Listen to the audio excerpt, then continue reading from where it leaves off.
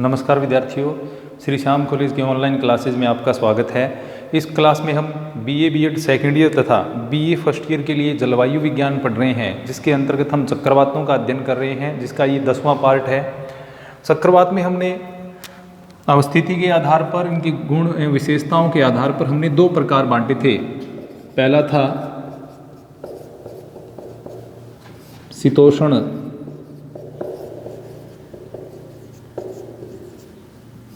कटिबंधीय चक्रवात, जिनकी विशेषताओं के बारे में, जिनके मौसम किस प्रकार से होते हैं, उनके जीवन चक्र, इन सभी चीज़ों के बारे में हमने पढ़ लिया था। यानी इनके उत्पत्ति क्षेत्र, इनके भ्रमण मार्ग, किस प्रकार से इनमें तापमान, वायुदाब, वर्षा होती है और किस प्रकार से इनका जीवन चक्र है, यानी किस प्रकार से इनकी उत्पत्ति होती है और ये किस प्रकार से समाप्त हो जाते हैं। इन सारी चीज़ों के बारे में हमने विस्तृत अध्ययन इनका कर लिया था। यानी शीतोष्ण कटिबंधीय चक्रवात, टेम्परेट साइक्लोन के बारे में हमने सारी जानकारियां हैं वो एक प्रकार से देख ली थी। मुख्य मुख्य बातें हैं वो इनकी सब हमने देख ली थी। तो पहला पार्ट है वो इसका कंप्लीट हो गया। अब दूसरा जो भाग, दूसरा हमने अवस्थिति के आधार पर जो चक्रवातों के प्रकार बांटे थे, उसमें है उष्ण कटिबंधीय चक्रवात यानी ट्रॉपिकल साइक्लोन्स। तो दूसरा भाग है वो हम पढ़ेंगे।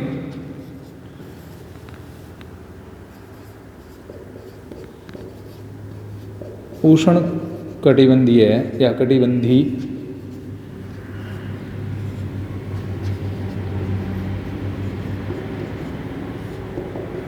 चक्रवात।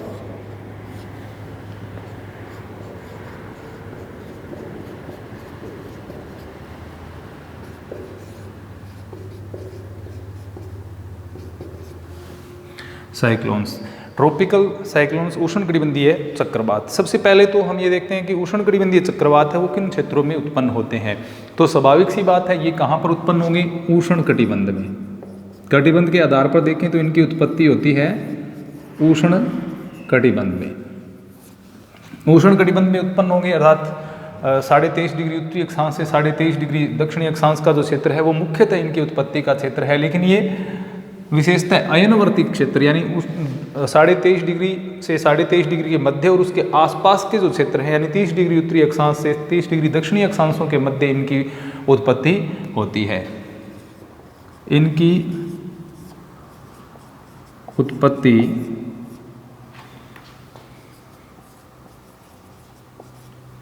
मुख्यतः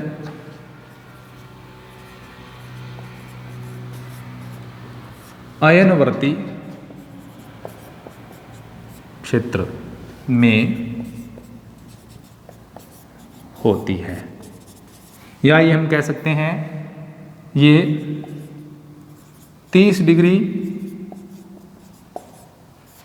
उत्तरी अक्षांश से 30 डिग्री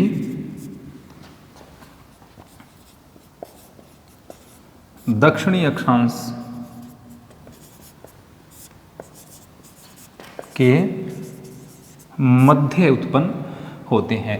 उष्ण कटिबंध में उत्पन्न होते हैं। इनकी उत्पत्ति अयनवर्ती क्षेत्र में होती है, मुख्यतः 30 डिग्री उत्तरी अक्षांश से लेकर के 30 डिग्री दक्षिणी अक्षांश के बीच का जो क्षेत्र है उसमें हम इन चक्रवातों की उत्पत्ति मान सकते हैं।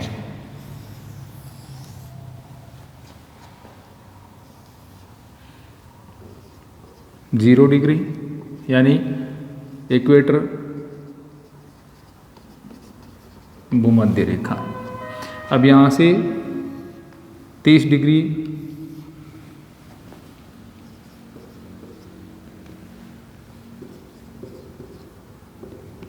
ये नॉर्थ, 30 डिग्री ये हो जाएगा साउथ।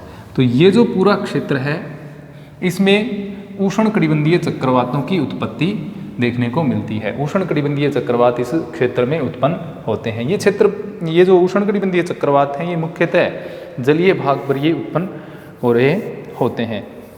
अब ये निम्न वायुदाब वाले अभिसरणीय परिसंचरण क्षेत्र होते हैं। जैसा कि हम जानते हैं चक्रवात एक निम्न दाब का केंद्र होता है, तो इसी प्रकार उष्ण कटिबंधीय चक्रवात भी क्या होते हैं? निम्न दाब वाले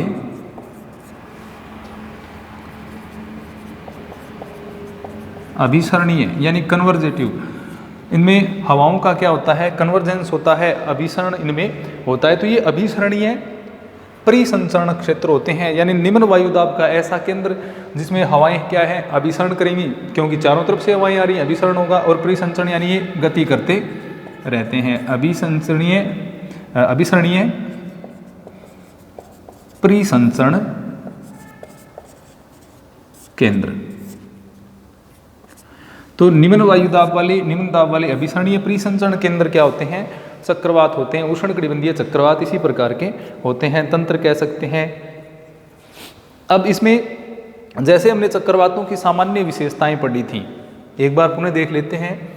तो उष्णकटिबंध में उत्पन्न होते हैं, इनकी उत्पत्ति मुख्यतः अयनवर्ती क्षेत्र में होती है। 30 डिग्री उत्तरी अक्षांश से 30 डिग्री दक्षिणी अक्षांश के मध्य इनकी उत्पत्ति होती है। ये पूरा क्षेत्र है, ये इनकी उत्पत्ति की अनुकूल दशाएं हैं वो प्रदान करता है। 30 डिग्री उत्तरी अक्षांश से लेकर के 30 डिग्री दक्षिणी अक्षांश के मध्य इनकी उत्पत्ति होती है। ये हम इसका उत्पत्ति क्षेत्र कह सकते हैं। निम्न दाब वाले अभिसरणीय परिसंचरण तंत्र या केंद्र हम इनको कह सकते हैं। निम्न दाब इनके केंद्र में होता है और ये हवाएं हैं वो अभिसरित इनमें होती हैं, अभिसरण हवाओं का होता है। अब जैसे हमने चक्रवात की जो सामान्य विशेषताएं पढ़ी थी, उसी प्रकार उष्णकटिबंधीय चक्रवातों की भी सामान्य विशेषताएं कुछ एक उनसे मिलती जुलती हैं। जैसे हमने पढ़ा कि चक्रवात निम्न वायुदाब का केंद्र होता है, तो उष्णकटिबंधीय चक्रवात भी क्या होता है, निम्न वायुदाब का केंद्र होता है। इसमें सकेंद्रीय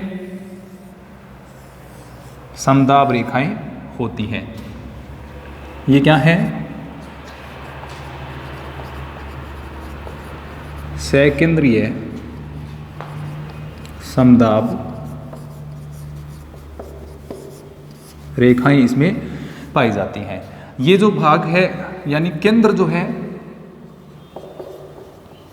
निम्न वायुदाब, ये भी इनकी तरह शीतोष्ण कटिबंधीय चक्रवातों की तरह समान है, क्योंकि ये भी चक्रवात हैं, चक्रवात में समान स्थितियां देखने को मिलती हैं। अब इनकी चलने की अगर हम बात करते हैं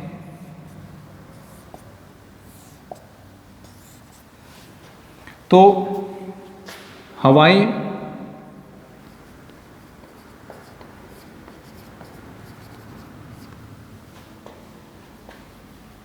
पवने हैं वो परिधि से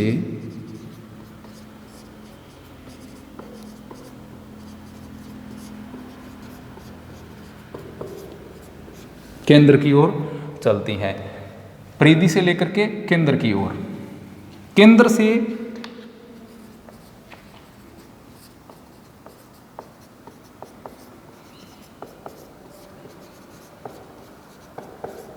और वायुदाब बढ़ता है।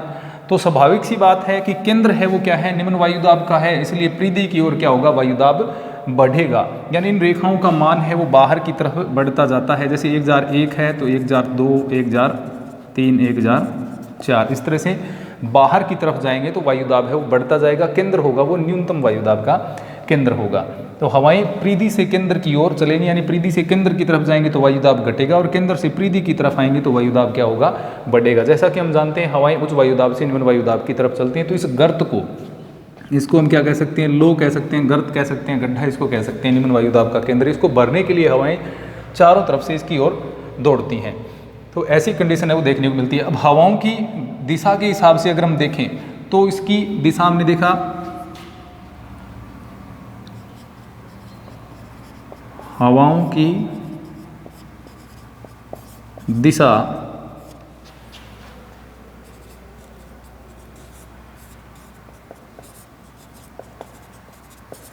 उत्तरी गोलार्ध में घड़ी की सुइयों के विपरीत तथा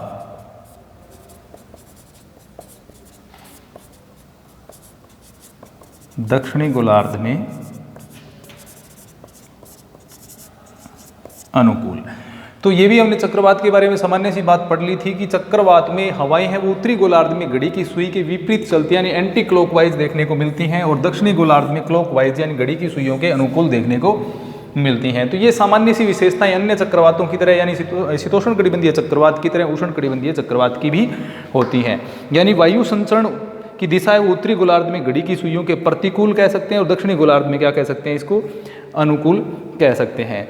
लेकिन जो शीतोष्ण कटिबंधीय चक्रवात होते हैं उनकी तुलना में उष्ण कटिबंधीय चक्रवात क्या होते हैं, अत्यधिक शक्तिशाली एवं प्रचंड होते हैं।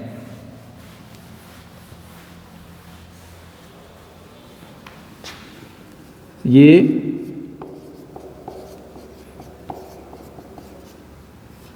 शीतोष्ण चक्रवातों की तुलना में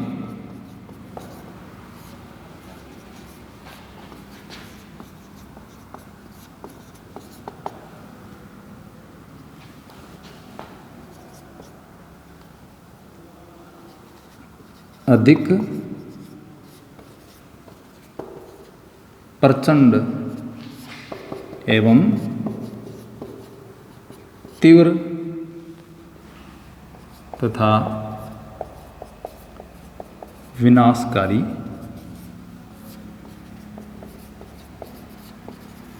होते हैं। शीतोष्ण चक्रवात है उसमें हमने देखा हवाओं की जो गति है वो इनकी तुलना में क्या होती है, उनमें मंद होती हैं। ये अत्यधिक प्रचंड होते हैं और इनकी जो ऊर्जा है वो परमाणु बम के समान यानी खतरनाक होती है, बहुत ही ज़्यादा इनके अंदर ऊर्जा है वो होती है। ये विनाशकारी और प्रचंड तीव्र होते हैं शीतोष्ण कटिबंधीय चक्रवातों की तुलना में। इसी कारण के इनको जो उष्ण कटिबंधीय चक्रवात होते हैं उनको अत्यधिक शक्तिशाली, विनाशकारी, खतरनाक या घातक वायुमंडलीय तूफान इनको कहा जाता है। अब विश्व के जो विभिन्न भाग जहाँ पर उष्ण कटिबंधीय चक्रवात आते हैं वहाँ पर इनके अलग अलग नाम पाए जाते हैं। विश्व के विभिन्न भागों में जहाँ पर इनका आगमन होता है उष्ण कटिबंधीय चक्रवातों का, यहाँ उनके नाम अलग अलग होते हैं। अब नाम अलग क्षेत्र के हिसाब से यानी प्रत्येक क्षेत्र में इनका नाम है वो भिन्न पाया जाता है। जैसे हम उत्तरी अटलांटिक महासागर, कैरेबियन जो द्वीप समूह है तथा जो संयुक्त राज्य अमेरिका है उसमें इनके नाम हैं वो अलग हैं। जैसे कहाँ पर उत्तरी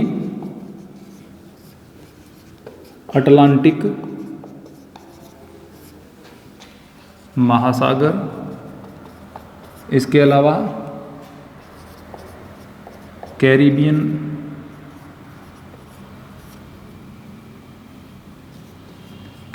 सागर और इसके अलावा दक्षिणी पूर्वी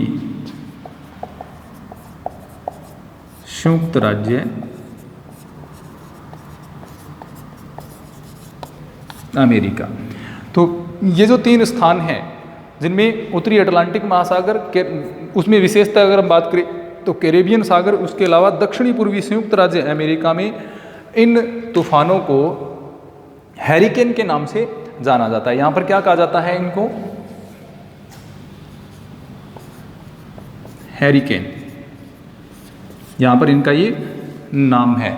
इसके अलावा अन्य भागों की बात करें, अगर हम प्रशांत महासागरीय क्षेत्र की बात करते हैं, जैसे उत्तरी प्रशांत महासागर विशेषतः चीन है या उसके तटीय भाग और फिलीपींस, दूसरा प्रशांत महासागर चीन के पूर्वी तटीय भाग, इसके अलावा फिलीपींस। ये जो क्षेत्र है यहाँ पर इनको किस नाम से जाना जाता है, यानी चीन के पूर्वी तटीय भाग है, फिलीपींस है। इसके अलावा हम पूरे दक्षिणी पूर्वी एशिया की अगर हम बात करें, दक्षिणी पूर्वी एशिया, तो इनको यहाँ पर इस क्षेत्र में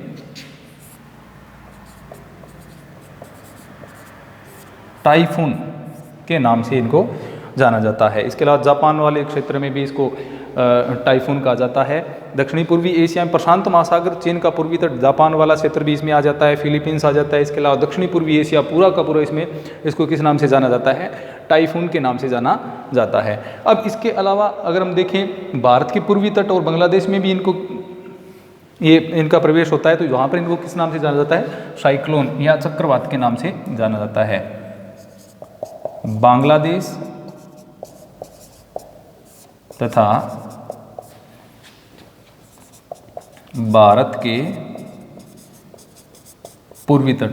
भारत के पूर्वी तट पर जैसे उड़ीसा है, पश्चिम बंगाल है, उन क्षेत्रों में ये प्रवेश करते हैं और वहाँ पर नुकसान भी, अत्यधिक हानि भी ये करते हैं। तो बांग्लादेश और भारत के पूर्वी तट पर इनको क्या कहा जाता है? चक्रवात कहा जाता है, साइक्लोन इनको कहा जाता है। इसके बाद में ऑस्ट्रेलिया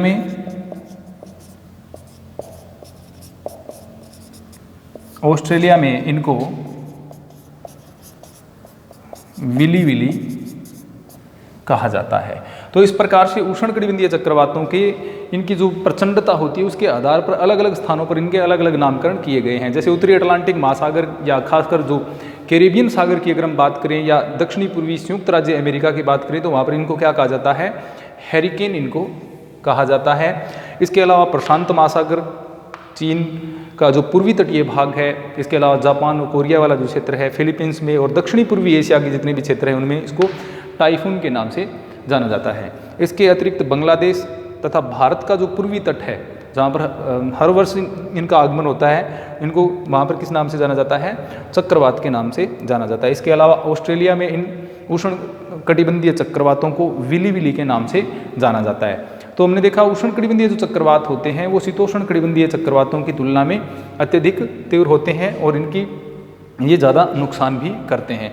इनकी सामान्य विशेषताओं की अगर हम बात करें तो जैसे पवन का वेग है, वर्षा है, इनमें वायुदाब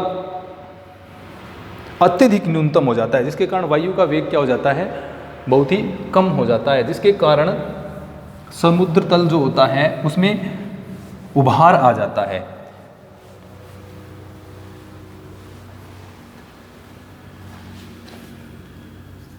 अति न्यून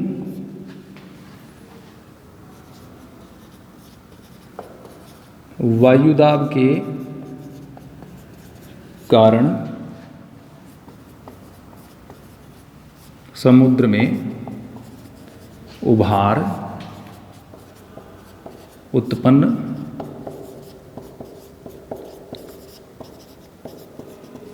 हो जाते हैं। यानी वायुदाब जो है वो अत्यधिक क्या हो जाता है? न्यून, बहुत ही कम वायुदाब हो जाता है।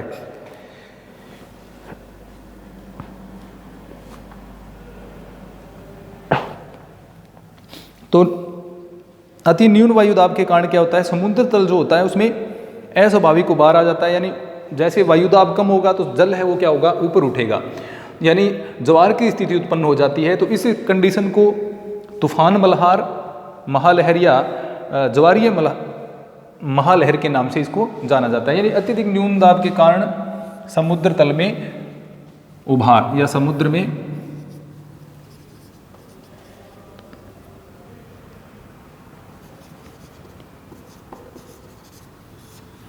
अस्वाभाविक इसमें उभार आ जाता है, जिसको क्या कहते हैं हम?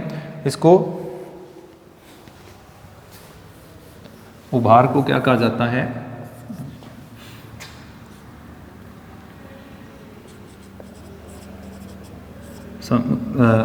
तूफान, महालहर या इसको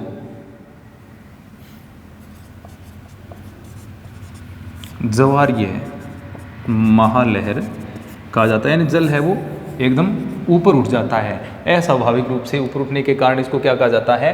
समुद्री महालहर, तूफान महालहर या इसको ज्वारीय महालहर के नाम से जाना जाता है। स्ट्रॉम सर्ज या टाइडल सर्ज इसको कहा जाता है। कई बार ये इतना विकराल रूप धारण कर लेती हैं कि आसपास का जो तटीय भाग है उसमें जल प्रलय का माहौल है वो उत्पन्न हो जाता है। यानी समुद्र तल को जो किनारा होता है उसको पार करते हुए आसपास के क्षेत्र में जल भर जाता है, जिससे जल प्लावन की स्थिति उत्पन्न हो जाती है। अब हम देखते हैं उष्णकटिबंधीय चक्रवातों की कुछ सामान्य विशेषताएं। उत्पत्ति क्षेत्र हमने देखा, इनकी विशेषताएं कौन कौन सी है? उष्णकटिबंधीय चक्रवातों की विशेषताएं तापमान संबंधी, मौसम संबंधी, वायुदाब संबंधी विशेषताओं के बारे में हम देखेंगे। सबसे पहले हम देखते हैं वायु की गति, इनका विस्तार। उष्णकटिबंधीय चक्रवात आकार में इनके पर्याप्त अंतर होता है, भिन्न भिन्न प्रकार के होते हैं, यानी एक जैसा आकार इनका नहीं होता। अभी हम इतना निर्धारण कर रहे हैं।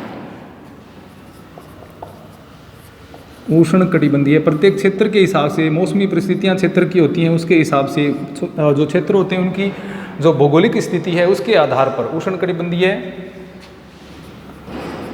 चक्रवातों के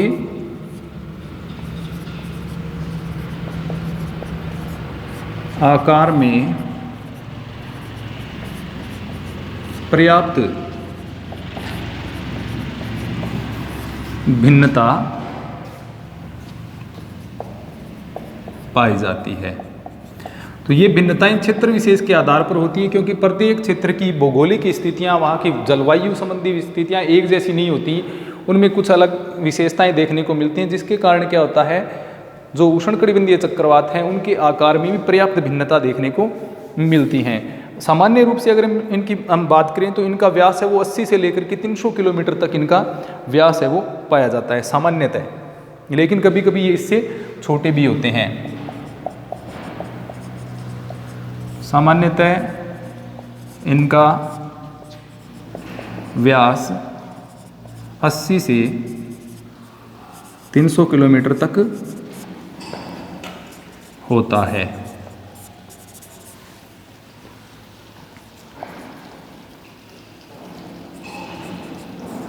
परंतु कभी कभी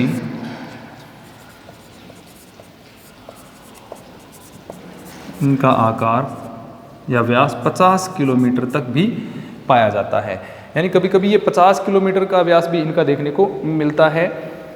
सामान्यतः ये 80 से लेकर के 300 किलोमीटर तक इनका व्यास होता है। जैसा कि मैंने आपको बताया, क्षेत्र विशेष की भौगोलिक परिस्थितियों के आधार पर क्षेत्र विशेष की जो तापमान संबंधी, जलवायु संबंधी जो विशेषताएं होती हैं उनके आधार पर इनके आकार में भिन्नता देखने को मिलती हैं। इसके अलावा जो इसकी गति से संबंधित और क्षेत्रों में प्रभाव या वायुदाब से संबंधित जो सामान्य विशेषताएं हैं उनके बारे में हम अगली क्लास में पढ़ेंगे। धन्यवाद।